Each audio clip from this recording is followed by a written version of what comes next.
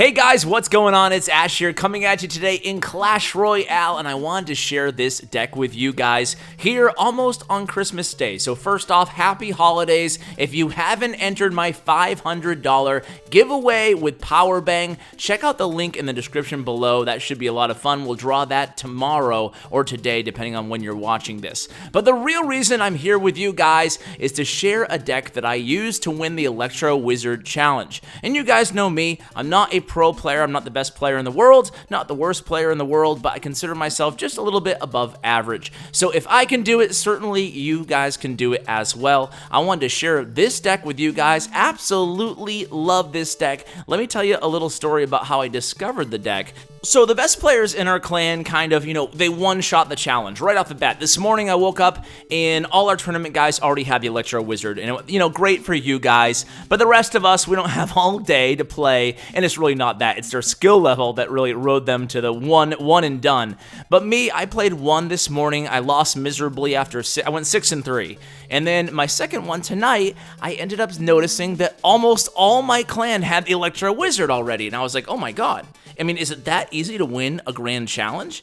And I noticed that Gabe What's Up Guy, aka Gabe for short, is playing this deck, a LavaHound balloon deck with the Electro Wizard, and for whatever reason, it's just absolutely dominating Electro Wizard challenge and grand challenges and basically everywhere. And what I want to do in this episode is really share the tips that Gabe has, gracefully been coaching us with all day. So this guy's awesome. He's definitely one of our best players in the entire clan.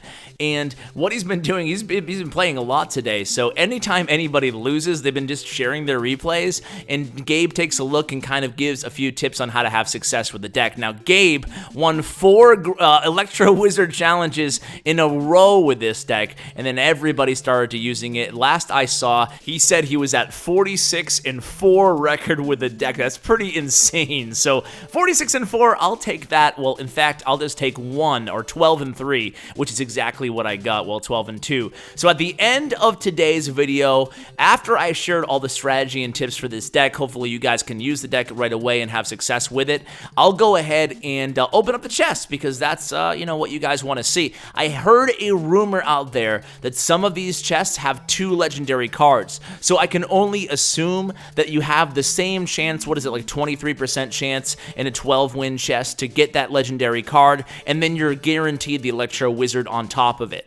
So anyway, let's talk about this deck here. So the balloon is in it. It's a LavaLoon deck, and I'll tell you what, the balloon, after its most recent buff, is definitely viable in the game again, especially at tournament level standards. So if you have the balloon, you haven't played it in forever, consider bringing it back in a deck like this. So let's talk about defense first here. So defensively in this deck, obviously your number one worry is about hog riders, tanks such as a giant coming at me in the right lane, golem, and of course elite barbarians. So basically those fast-moving ground DPS units, such as the Hog Rider or the Elite Barbarians, or the tanks. So what you want to do, you just saw me kind of defend both lanes there. It wasn't the best defense, but I do have my LavaHound still alive, and we're going to get to that in just a second, because basically whenever you're at full elixir with this deck, you'll either want to drop off the Tombstone, just give yourself a nice defensive base, and then when you're back at full elixir,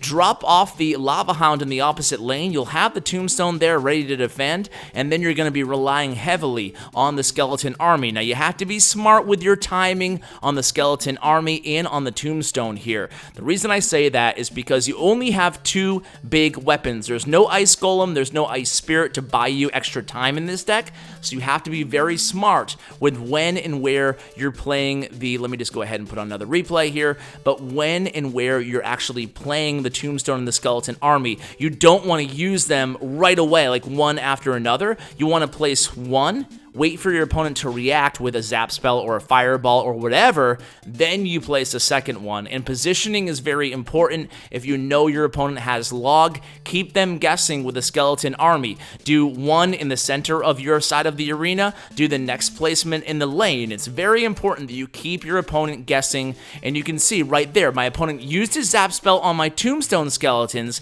and then I was able to use my Skeleton Army. So those are your 2 main swarm defense defenses. On top of that, you have Fireball you can use defensively, you have Zap to buy you extra time, you have the Mega Minion, which is obviously the best point defense card for the Elixir in the game, the meta minion as OJ says, and on top of that, you have the Electro Wizard. So the Electro Wizard is actually a really good card. I think it's going to see action in the meta at every level despite the challenge or even after the challenge. So hopefully you guys are lucky enough to get him. He's going to be used in this deck mainly defensively, but he has an interesting utility offensively as well. If you send in the Electro Wizard way after your Balloon, your Lava Hound offensively, preferably in a counter push situation, if you send in the Electro Wizard, he can actually be a good tool to resetting the Inferno Towers, or even, you know, the more you play the Electro Wizard, the more you almost get a sixth sense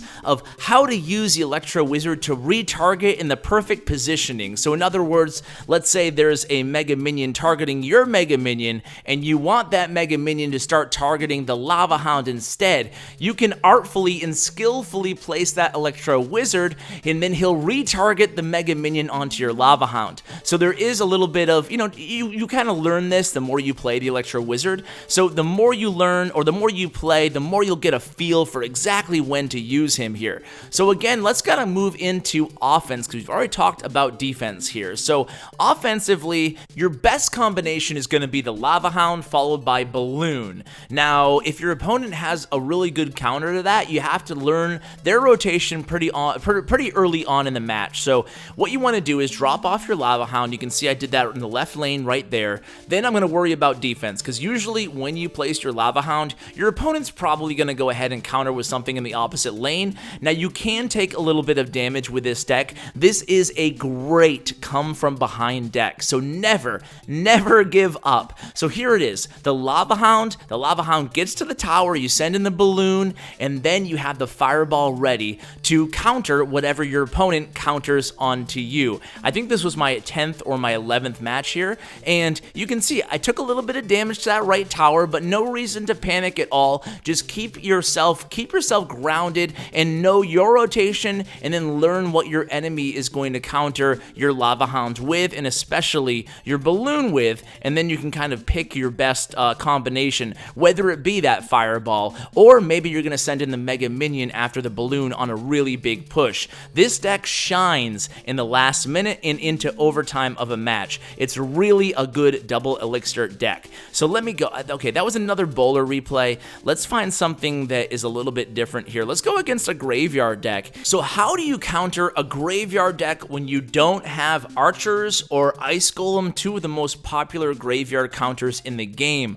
Well, one of the answers is the Electro Wizard. Electro Wizard, a really good graveyard counter. Now, sometimes you might need a little bit of help, but if you can time things just right, you place that Electro Wizard, and maybe about 3, 4, or 5 skeletons have spawned from the graveyard. You can't place him right away because part of the utility of the Electro Wizard is that he has that zap effect when he's placed on the arena. That's a unique ability that was introduced with the Electro Wizard card.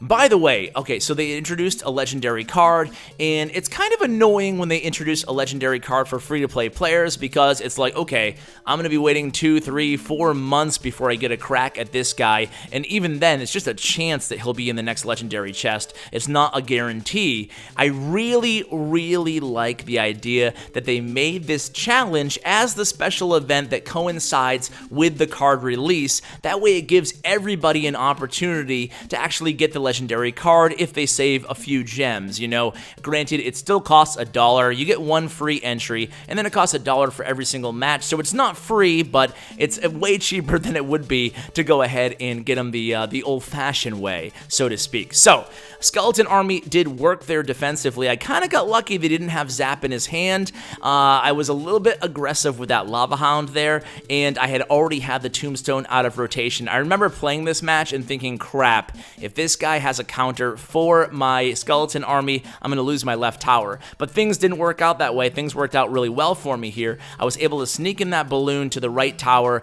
Lava Hound pops. I didn't get a ton of damage, but it does give me the lead going into double elixir time. And again, that is where this deck shines. And when it goes to double elixir, with this deck, you can just play that Hound basically basically whenever they play anything slow moving in any lane, you just switch lanes and then play the Lava Hound, and you have plenty of time to recoup and play defense. And again, you have the defensive options in this deck to stop any sort of a push. We already talked a lot about defense, but just on offense, one word of caution. When I started playing this deck, I told you that I did not get the 12 wins on my first challenge. It was on my second one. And on the first challenge, I showed a few of my replays to Gabe. And one of the things that he constantly said was, you're committing too much and too early to your pushes. So when you drop that Lava Hound, leave that lane alone sometimes. You don't always have to combo right away off the Lava Hound, or even when he crosses the river, just wait a little bit. See what your opponent does. There's no rush to the Lava Hound.